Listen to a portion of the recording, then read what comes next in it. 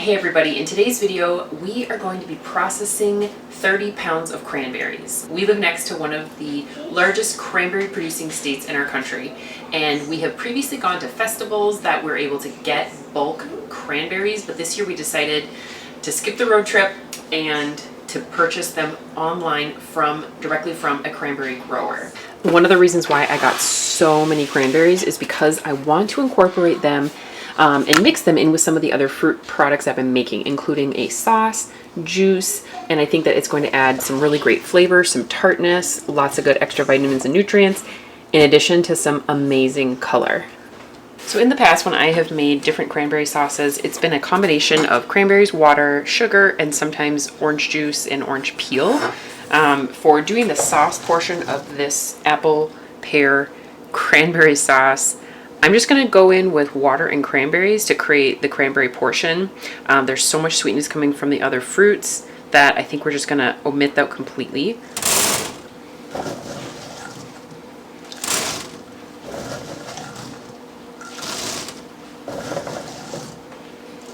So I'm going to put in a total of 1 gallon of cranberries. This is a half a gallon. I'm going to get this rinsed off, put it in my pot, do it again, and then we'll get some water added.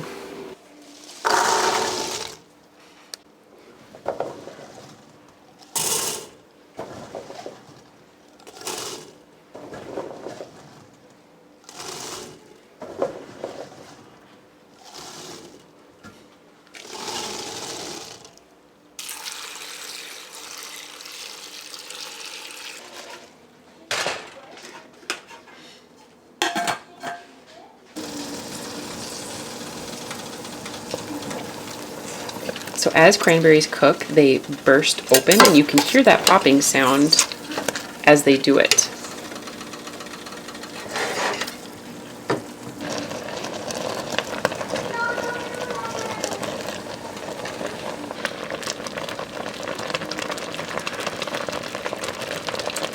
So I think this is pretty much done. I had it on a pretty high boil because I was trying to pull off some of that water. There was quite a bit in there, and it's really thickened up really nicely. If I had an immersion blender, that would be ideal because I would just, throw it in here and get all of this pureed up.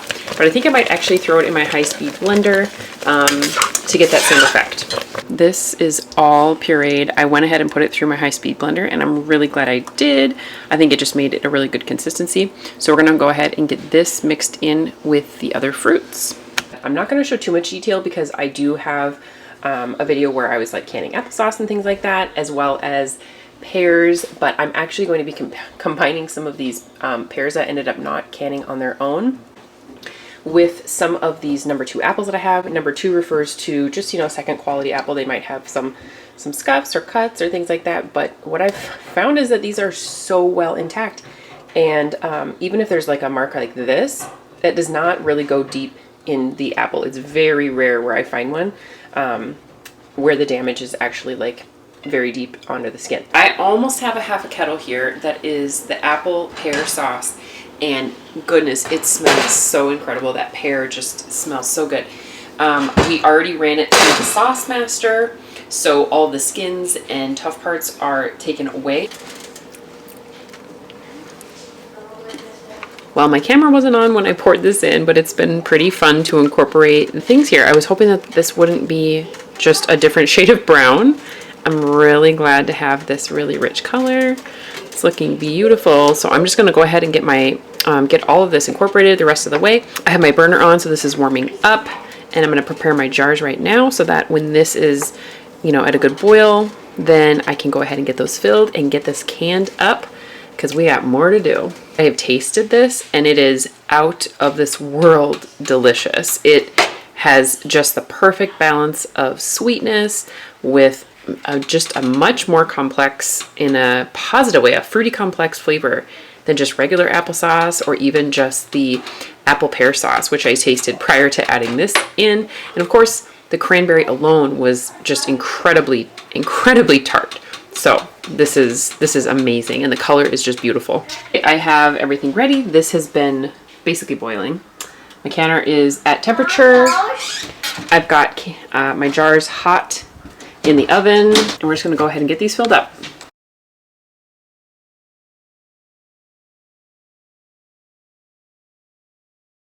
The cranberry sauce has been cooled down and is done. I washed up the jars. We ended up with 9 quarts and 1 pint. I feel like that's a really good amount for something that is new, but the flavor is just so great. I'm going to start the next cranberry recipe going. We're going to make some cranberry mustard. So I've got some mustard seeds, some ground mustard, and we are going to get those soaking because it takes a while for the soaking step. And while that's soaking, then we'll move on to the next piece. Okay, for this mustard, I'm going to be canning it in these little tiny 4-ounce jars. That's what the recipe calls for, and I actually like putting little condiments like mustards in those little jars. This calls for 1 cup of red wine vinegar, and we're going to add that to a little saucepan and bring this to a boil. While we are getting the vinegar boiling, I'm just going to measure out my mustard seeds.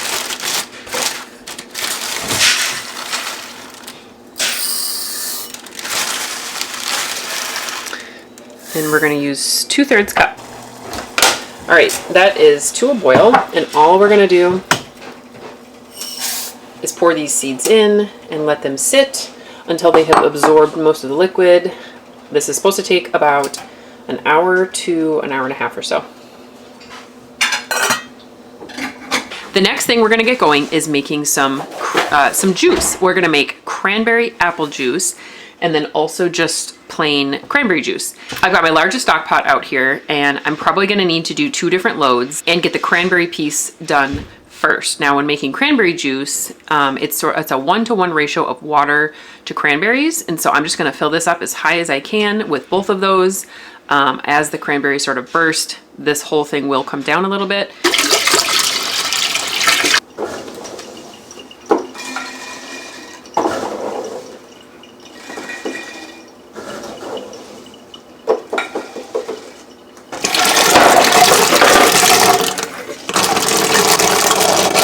Ended up getting 2 gallons of cranberries, 2 gallons of water, and that is plentiful. I put my burner on high because I'm not concerned about sticking. All the cranberries right now are floating, so it's just the water down below. So I decided to get my food processor out because after the cranberries, after the mustard seeds are done soaking, the next step is to get things kind of blended up. You want to chop the mustard seeds in addition to the cranberries. So I'm going to use this. You can also use a blender, high-speed blender, probably any kind of blender, probably even immersion blender, but I'm going to use this food processor today. So in here with the mustard seeds and vinegar is just going to be 1 tablespoon of Worcestershire sauce, which I was kind of surprised at that ingredient. And then in this bowl, I am going to put the cranberries so that these are ready to go. And this is 2 3/4 cup. If you're not, if you don't have bulk cranberries, this is about the equivalent of a 12-ounce bag. The recipe also says to add 1 cup of water with the Worcestershire, so I went ahead and added that as well. And then in this little bowl, I'm just going to measure out the rest of the dry ingredient that we will use later. It's going to be 3/4 cup of sugar, 1/4 cup of dry mustard powder, and I will put this recipe down below in the description, and I can even link it to the Ball website in case you want to see all the full instructions. And the last ingredient is going to be allspice, and I am fairly certain that that is not quite the 2.5 teaspoons that it calls for, but that's all I've got, so I'm going to put all of it in. Here I'm getting the apple juice portion of the cranberry apple juice made up. These are the last of the apples we bought from the apple orchard this year.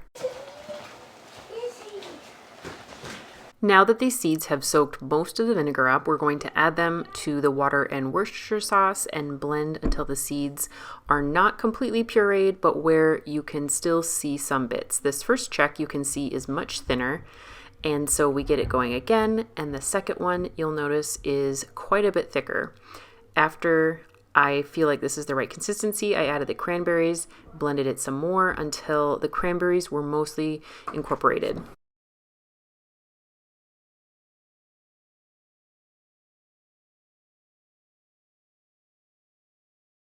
Okay, we've got the mustard in the pot, getting it heated up. The recipe says to bring it to a boil and reduce by 1/3, but this is super thick. And so I know that this is not going to reduce by 1/3. It would be way too thick. So I'm just going to kind of bring it to a boil so it's super hot when I get it in my jars and get it in the canner.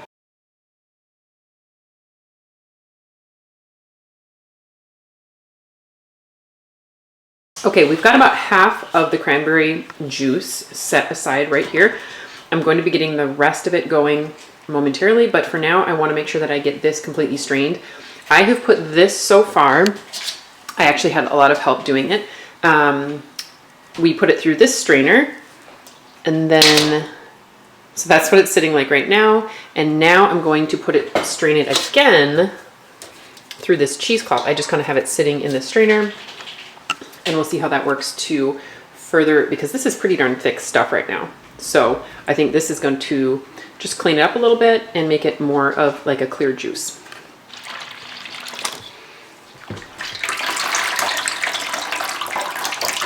All right, I am going to jar up the apple cranberry juice. I got that brought up to temperature. And so what I'm gonna do is just get these in the jars. I'm thinking that's gonna give me 2.5 quarts. I don't think it's gonna quite give me 3. And I'm gonna have them just waiting in the oven while I get the just plain cranberry going. And then I will put all of it together to make a full canner load. The first round of cranberry juice that I've done, like you saw, was with water and cranberries. The second one, I'm actually gonna try running the cranberries through the juice machine and just see what kind of difference there is. I don't think it's gonna be too different, but I actually am kind of in a hard spot right now because I'm using all really high quality filtered water. We have a filter, but it takes a long time and I'm out of fresh water. So I was thinking that this might be a really good solution in the meantime. And then we can also just kind of see how the different juices turn out.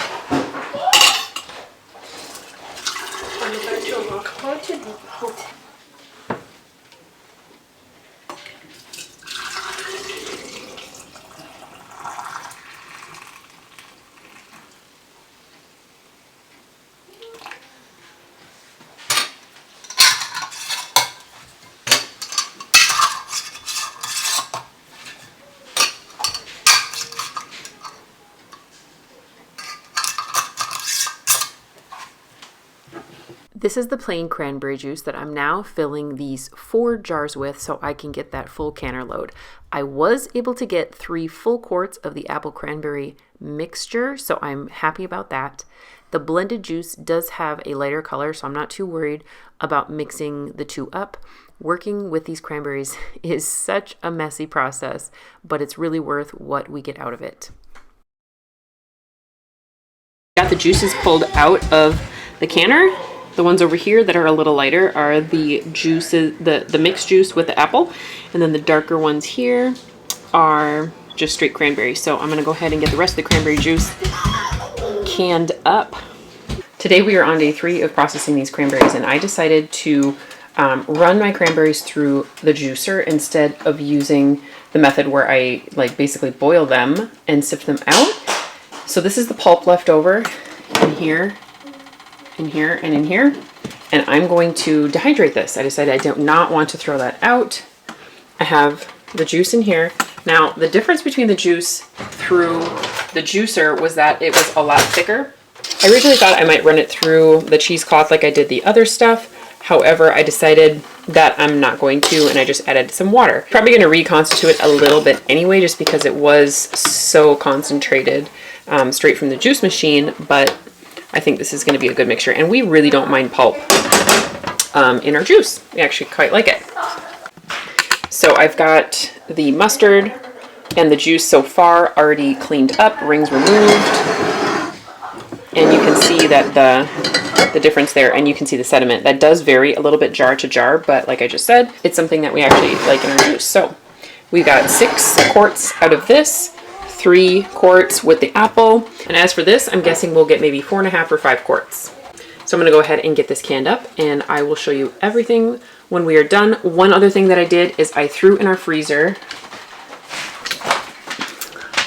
right here, a gallon bag. I threw, it's probably about half full, just some cranberries that I can use for any other purpose that I didn't anticipate now. I was thinking maybe make some cranberry sauce, but I threw it in there just so that I had them for anything, Thanksgiving, Christmassy, whatever it might be. So those are just still whole cranberries, a small amount. I just decided to stash in the freezer.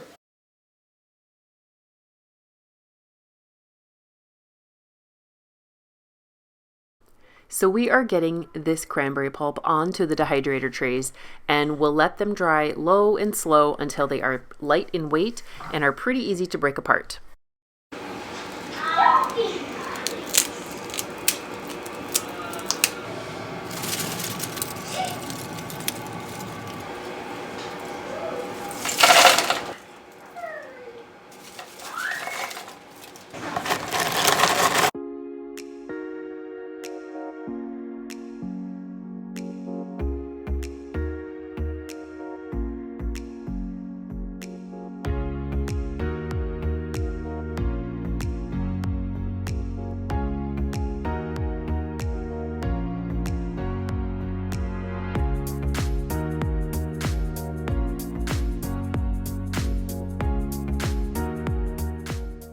I also decided that I'd like to keep some of this pulp in a non-dried form so that I can use it in baking for things like muffins and scones, and I thought this was perfect for that. So I'm filling ice cube trays to get it sectioned out into portions that are approximately a couple tablespoons each.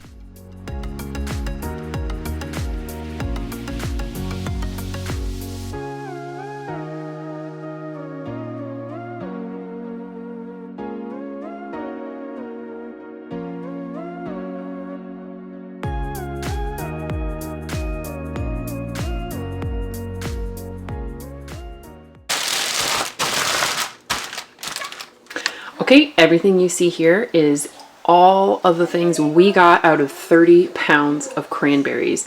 These are the only whole cranberries left. This is basically a byproduct, which are those ice cubes of pulp. We've got, these are just in this tray because I'm going to bring them down to the pantry shelves. But this is the cranberry juice straight cranberry, and I have a one on top to note that this is the first method that I used to extract the juice. This is the second, but you can visually tell there's a bit of a difference there. Cran apple, all of the mustard, and this stuff is amazing. I've been eating the extra that didn't fit in. Well, I did 7 jars and I actually had a half a pint left over, and I have been eating it like some kind of dip. I mean, it's like out of this world.